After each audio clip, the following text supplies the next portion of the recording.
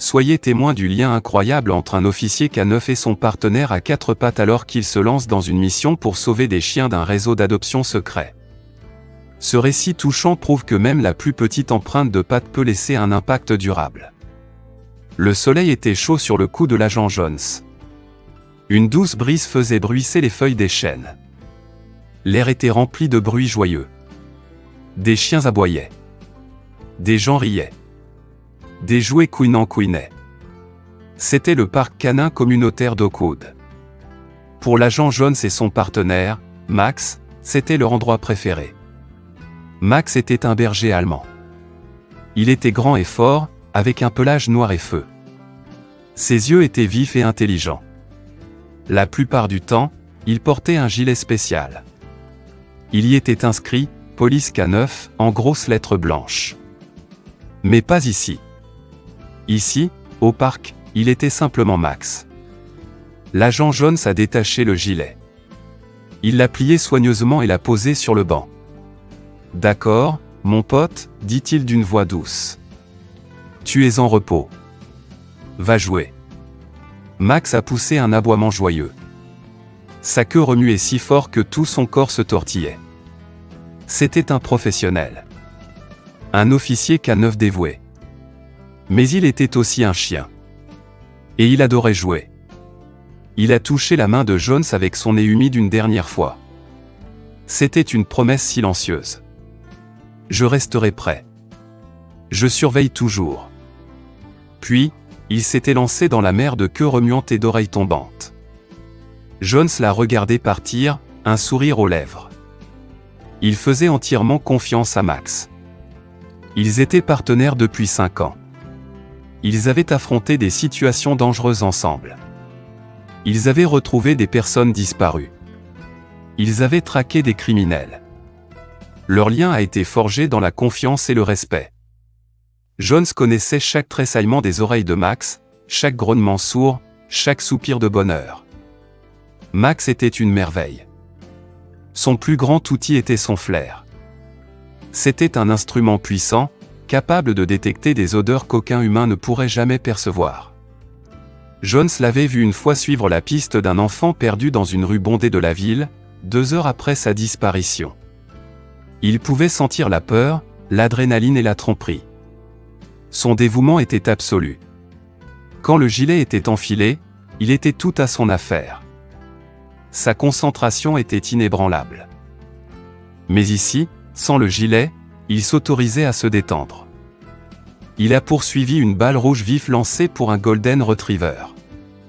Il s'est battu en jouant avec un boxeur un peu fou. Il a échangé des salutations en reniflant avec un minuscule caniche qui jappait courageusement devant ses grandes pattes. Jones s'est installé sur le banc, discutant avec les autres propriétaires de chiens. Il parlait du temps, des nouvelles sortes de nourriture pour chiens, des choses drôles que faisaient leurs animaux. C'était normal. C'était paisible. C'était un après-midi parfait. Jones sentit la tension de son travail se dissiper sous le soleil chaud. C'était leur routine. Une façon de décompresser. Une façon de se rappeler que le monde n'était pas que scène de crimes et gyrophares. Il y avait aussi du bon. On pouvait le voir ici, dans la simple joie d'un chien poursuivant une balle. Max a continué sa ronde. Son nez tressaillait constamment, lisant les histoires dans l'air. Il sentit la faible trace d'un lapin qui avait sauté dans le parc ce matin-là. Il sentit l'odeur délicieuse d'un hot-dog d'un vendeur à 2 rues de là. Il sentit la pluie qui était prévue pour plus tard dans la soirée.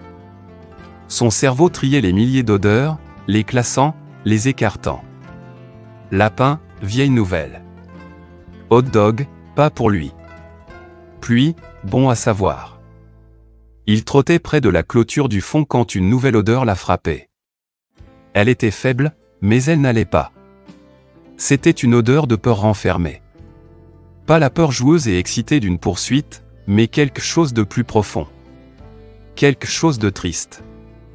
Elle s'accrochait à une parcelle d'herbe envahissante près d'un coin oublié du parc. Son humeur joueuse a disparu. Ses oreilles se sont dressées.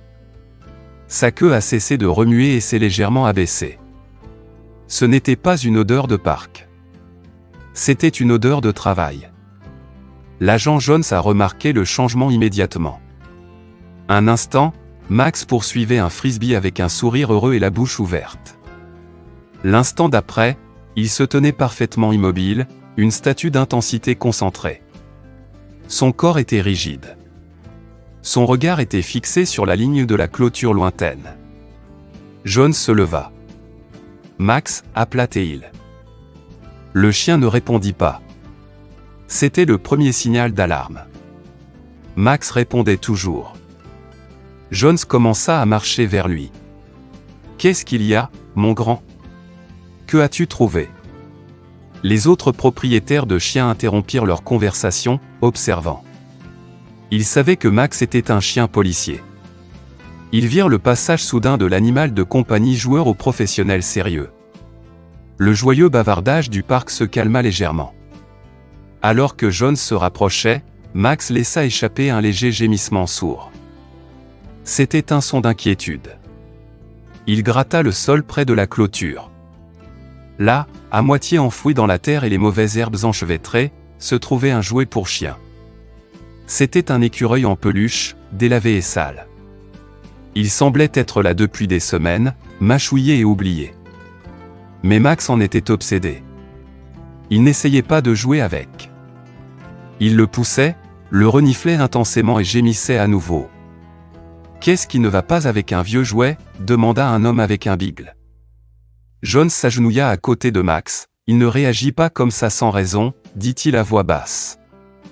Il faisait confiance aux instincts de son partenaire par-dessus tout. Il prit doucement l'écureuil du sol. Il était humide et sentait la boue. Il était sur le point de le jeter, mais Max gémit de nouveau, cette fois avec plus d'insistance. Il poussa la main de Jones, puis le jouet. Jones regarda de plus près. L'écureuil était vieux, mais l'une des coutures le long de son dos semblait différente. Le fil était plus neuf, plus propre. Ce n'était pas une couture d'usine. Il avait été cousu à la main. Son cœur se mit à battre un peu plus vite. Il utilisa son ongle pour défaire soigneusement les points de suture. Le fil se détacha facilement. À l'intérieur du rembourrage du jouet, ses doigts sentirent quelque chose de petit et de dur. C'était un minuscule tube en plastique, du genre qui pourrait contenir un bout de papier. Il le sortit. Ses mains étaient stables, son entraînement de policier prenant le dessus. Il dévissa le petit capuchon. À l'intérieur, bien roulé, se trouvait un petit morceau de papier. Il le déroula soigneusement. L'écriture était brouillonne, hâtive. On aurait dit qu'elle avait été écrite par une main tremblante. Elle disait « Ils prennent les tristes. Pont de Willow Creek. Minuit. Aidez-nous, s'il vous plaît. » Jones le lut 2 fois. Des frissons lui parcoururent l'échine, malgré le soleil chaud. Les tristes. Qu'est-ce que cela signifiait ? Le pont de Willow Creek était un vieux pont peu utilisé à la périphérie de la ville. Minuit. C'était un rendez-vous. Un appel à l'aide. Il se leva, le minuscule morceau de papier serré dans sa main. Il regarda Max, qui était maintenant assis patiemment, observant son visage. Jones posa une main sur la tête de son partenaire. « Bon chien, Max, » murmura-t-il. « Tu as bien travaillé. Tu as vraiment bien travaillé. » L'après-midi paisible était terminé. Le parc n'était plus un lieu de jeu. C'était une scène de crime. Et Max venait de lui donner le premier indice. De retour au commissariat, les néons bourdonnaient. L'odeur de café rassis emplissait l'air. Jones posa le jouet écureuil sale et la minuscule note sur le bureau de son capitaine. Le capitaine Miller, un homme aux cheveux grisonnants et au froncement de sourcils permanent de concentration, se pencha en avant. Il lut la note. « Les tristes, » dit-il, sa voix un grondement sourd. « Qu'en penses-tu, Jones ?»« Je pense que ça veut dire exactement ce que ça dit, » répondit Jones. « Quelqu'un cible des chiens spécifiques. Ceux qui ont l'air seuls, négligés ou timides. Ce qu'un propriétaire pourrait ne pas remarquer tout de suite, ou ceux qui sont faciles à attirer. Ils passèrent les heures suivantes à fouiller. Ils vérifièrent les rapports d'animaux disparus des derniers mois. Il y avait un schéma. Plusieurs chiens avaient disparu des parquets des quartiers de la ville. Les descriptions étaient toutes similaires, des chiens calmes, des chiens de refuge s'habituant encore à leur nouvelle maison, des chiens appartenant à des personnes âgées. C'étaient tous des « tristes ». Un analyste technique travailla sur la note elle-même. Sous une lumière spéciale, ils trouvèrent une faible empreinte au dos. C'était un numéro de téléphone partiel. C'était suffisant. Ils remontèrent le numéro jusqu'à une femme nommée Clara Bell. Son profil sur les réseaux sociaux était plein de photos de chiens. Elle se présentait comme une bénévole passionnée du sauvetage animal. Elle postait fréquemment sur la recherche de « foyers pour la vie » pour les animaux abandonnés. Mais quelque chose clochait. Les frais d'adoption qu'elle mentionnait dans ses publications étaient incroyablement élevés. Et les chiens qu'elle sauvait n'étaient jamais enregistrés auprès des refuges officiels de la ville ou des organisations de sauvetage légitimes. Les pièces du puzzle commencèrent à s'emboîter. Ce n'était pas une opération de sauvetage. C'était un réseau clandestin d'adoption de chiens. Voici comment ça marche, expliqua Jones, en montrant une carte sur le mur. Ils repèrent les lieux publics comme le parc canin. Ils identifient les cibles vulnérables. Clara, avec sa personnalité amicale de sauveteuse, approche probablement les propriétaires, obtient des informations, peut-être même les distrait. Et ensuite, demanda le capitaine Miller. Ensuite, ils attrapent le chien, continua Jones. Ils ont probablement une camionnette à proximité. Ils prennent les chiens, les nettoient, inventent peut-être un nom de race fantaisiste pour un bâtard, et les vendent en ligne pour des milliers de dollars à des familles sans méfiance qui pensent obtenir un animal rare ou spécialement dressé. Ils profitent du vol et s'attaquent à l'amour des gens pour les animaux. Le mobile était la cupidité, masquée par une façade de charité. Les méthodes étaient cruelles et calculées. Ils ne volaient pas seulement des animaux de compagnie, ils volaient des membres de la famille. Ils causaient un immense chagrin. Et les chiens eux-mêmes étaient traités comme de la marchandise, passant d'un étranger à un autre, leur sentiment de sécurité brisé. Jones sentit une colère brûlante dans sa poitrine. Il pensa à Max. Il pensa à la joie que Max lui apportait chaque jour. L'idée que quelqu'un puisse voler ça, causer ce genre de douleur, était insupportable. Nous devons les prendre en flagrant délit, dit le capitaine Miller. Pont de Willow Creek, minuit. C'est notre chance. Mais nous ne pouvons pas débarquer avec les sirènes hurlantes. Ils se disperseront, et les chiens auront disparu. Jones regarda Max, qui était couché à ses pieds, la tête sur les pattes, observant tout. Une idée se forma dans son esprit. C'était risqué. C'était dangereux. Mais c'était leur meilleure chance. Ils cherchent des tristes, dit Jones doucement. Alors donnons-leur un. Le capitaine Miller haussa un sourcil. Que suggères-tu, Jones?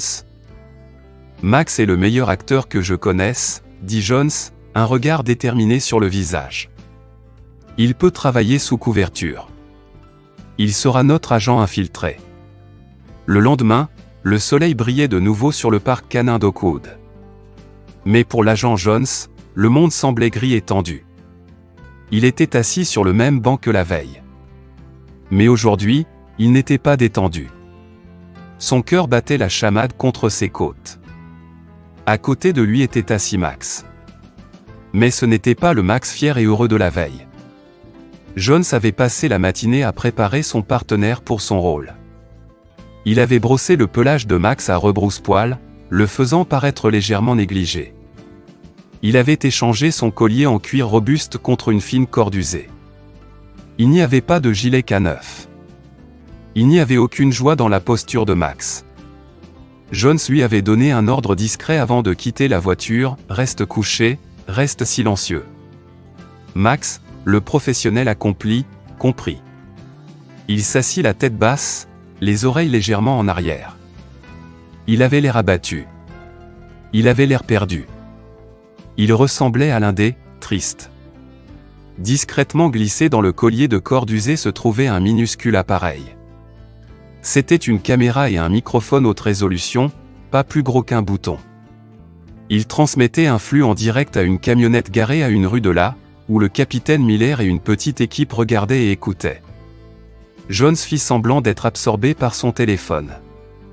Il faisait défiler sans but, son pouce tremblant légèrement. Il devait avoir l'air distrait, comme un propriétaire négligent. Chaque instinct lui criait de surveiller Max, de le protéger. Mais il devait faire confiance à son partenaire. Il devait jouer son rôle. Cela ne prit pas longtemps. Une femme au sourire éclatant et faux s'approcha de lui. Elle avait les cheveux blonds et portait un t-shirt avec une empreinte de pattes. C'était Clara Bell. « Oh, quel chien magnifique !» dit-elle, sa voix dégoulinant d'une fausse douceur. Jones leva les yeux, feignant d'être agacé par l'interruption. « Merci » marmonna-t-il. Il a l'air un peu déprimé, cependant, dit Clara en s'agenouillant près de Max. Max ne bougea pas. Il ne la regarda même pas. Il se contenta de fixer le sol. « Ça fait longtemps qu'il est avec vous ? » « C'est un chien de refuge, » dit Jones, lui servant l'histoire qu'ils avaient préparée. « Il s'habitue encore aux choses. »« Ah, le pauvre chou, » roucoula-t-elle. « Certains d'entre eux ont tellement de mal. Ils portent leur tristesse avec eux. » Elle était douée. Ces mots étaient un mélange de sympathie et d'expertise. Un propriétaire sans méfiance lui ferait confiance instantanément. Elle plongea la main dans sa poche et en sortit un petit morceau de viande séchée. Il avait une odeur étrange et piquante. Parfois, une friandise spéciale les aide à s'ouvrir, dit-elle en la tendant à Max. C'était le moment critique. Max avait été entraîné à ne jamais accepter de nourriture d'étrangers. Jones retint son souffle. Pendant une seconde, Max ne bougea pas. Puis, lentement, comme s'il ne pouvait résister, il leva la tête et prit délicatement la friandise de sa main. Sur le flux vidéo, l'équipe du capitaine Miller zooma. Ils notèrent le type de friandise, une autre pièce à conviction. Clara sourit, une lueur triomphante dans les yeux. « Vous voyez ? Il a juste besoin d'un peu d'amour. » Elle se leva et regarda Jones.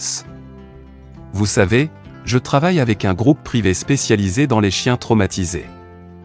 Nous avons des dresseurs, un magnifique centre à la campagne. Si jamais vous sentez qu'il est trop difficile à gérer, nous pourrions lui offrir une vie merveilleuse. » Elle préparait le terrain, plantait la graine. Jones grogna simplement en réponse, faisant semblant de ne pas être intéressé. Clara lui donna une carte de visite.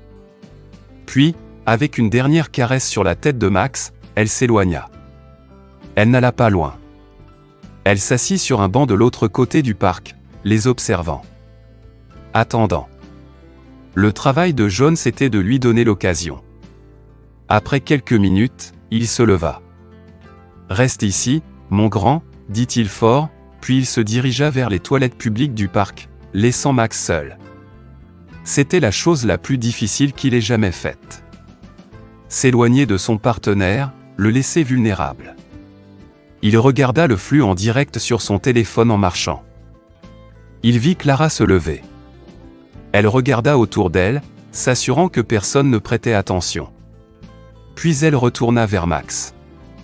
Elle s'agenouilla et lui parla à voix basse. Elle sortit une autre friandise. Puis, elle fit un léger claquement de langue. Max, suivant son entraînement d'infiltration, se leva. Il hésita un instant, puis la suivit. Clara le conduisit rapidement vers la clôture du fond, vers le même coin envahi par la végétation où il avait trouvé le jouet. Caché derrière un buisson épais se trouvait une grille. Elle la déverrouilla, fit passer Max et la referma derrière eux. Max était à l'intérieur. La caméra sur son collier montrait une ruelle étroite. Au bout de la ruelle se trouvait une camionnette blanche, sans fenêtre. Les portes arrière étaient ouvertes. Clara conduisit Max jusqu'à la camionnette et le pressa de sauter à l'intérieur. Dès qu'il fut dedans, le monde devint sombre et métallique. Les portes claquèrent, plongeant la caméra dans l'obscurité. Mais le microphone était toujours actif. Jones, Miller et l'équipe pouvaient tout entendre. Ils entendirent le cliquetis d'une porte de cage. Ils entendirent la voix de Clara, non plus douce, mais froide et professionnelle. En voilà un autre. Un berger allemand de pure race. Silas va adorer ça. Il en tirera au moins 5000. Puis ils entendirent d'autres sons. Les gémissements d'autres chiens. Le halètement effrayé. Le bruit des cages qui s'entrechoquaient alors que la camionnette se mettait en mouvement. À l'intérieur de la camionnette sombre, Max se tenait dans sa cage. Ses yeux s'habituèrent rapidement. Il pouvait voir plusieurs autres chiens dans de petites cages exiguës. Un terrier croisé hirsute tremblait dans le coin. Un jeune chiot beagle pleurait doucement. Ils étaient tous terrifiés. Max était calme. Il était en mission. Il poussa doucement son nez contre les barreaux de la cage du beagle. Le chiot cessa de pleurer et le regarda avec de grands yeux craintifs. Max laissa échapper un souffle d'air très bas, presque inaudible. C'était un signe canin de réconfort. « C'est bon. Je suis là. » Il se mit ensuite au travail. Son flair, son plus grand atout, commença à chercher.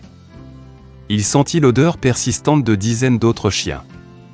Il sentit l'odeur chimique des produits de nettoyage utilisés pour masquer les preuves.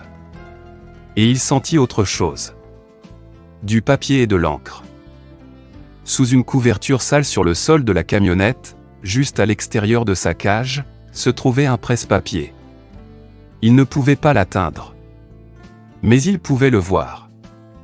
Il pressa son corps contre la porte de la cage, orientant la caméra sur son collier.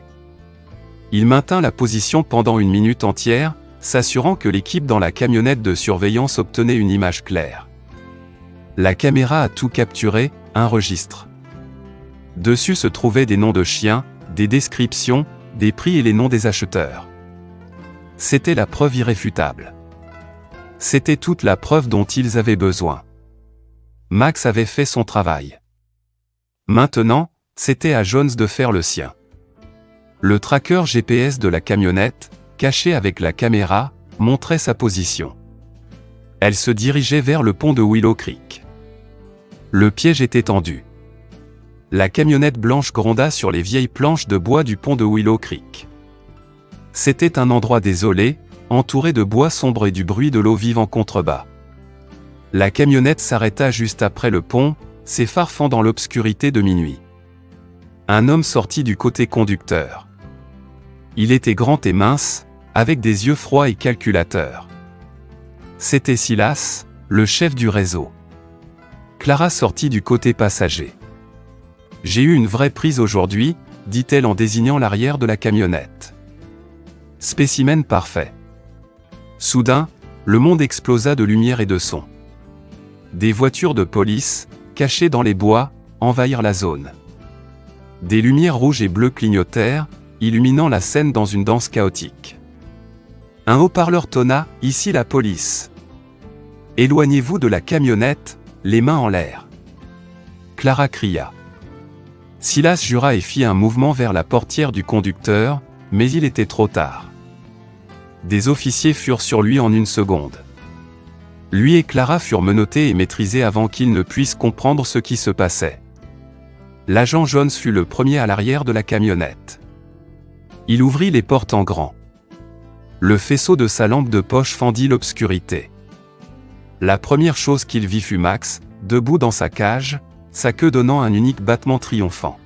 « Bon chien », souffla Jones, sa voix empreinte de soulagement. Il déverrouilla rapidement la cage de Max. Le grand chien bondit, frottant sa tête contre la poitrine de Jones. Puis, Jones et les autres officiers se tournèrent vers les vraies victimes. Ils ouvrirent doucement les autres cages. Les chiens se recroquevillèrent d'abord, effrayés par le bruit et les personnes étrangères. Mais les officiers parlèrent d'une voix douce et calme. Jones s'agenouilla et ouvrit la cage du petit chiot Beagle. Le chiot se mit en boule, tremblant. Jones ne tendit pas la main vers lui. Il resta simplement assis là, parlant doucement. C'est bon. Tu es en sécurité maintenant. Tout va bien se passer. Après un moment, le chiot leva la tête. Il regarda Jones, puis Max, qui se tenait à côté de son partenaire, vigilant. Le chiot s'avança à pas de loup et lécha la main de Jones. C'était une scène d'émotion calme et puissante. Un par un, les chiens sauvés furent sortis de la camionnette. On leur donna de l'eau et on les enveloppa dans des couvertures chaudes. Le terrier hirsute, qui avait tremblé de manière incontrôlable, lécha le visage de l'officière qui le tenait. Un épagnol timide, qui était resté silencieux tout le temps, laissa échapper un léger soupir de bonheur. L'épreuve était accablante. Le registre que Max avait filmé, les friandises marquées, le témoignage des acheteurs sans méfiance, et les chiens eux-mêmes.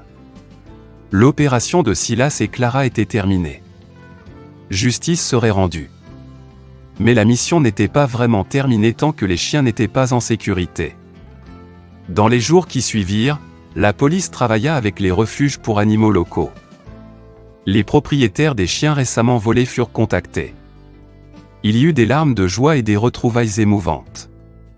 Les chiens qui avaient été volés il y a longtemps, dont les propriétaires ne pouvaient être retrouvés, furent mis en adoption responsable.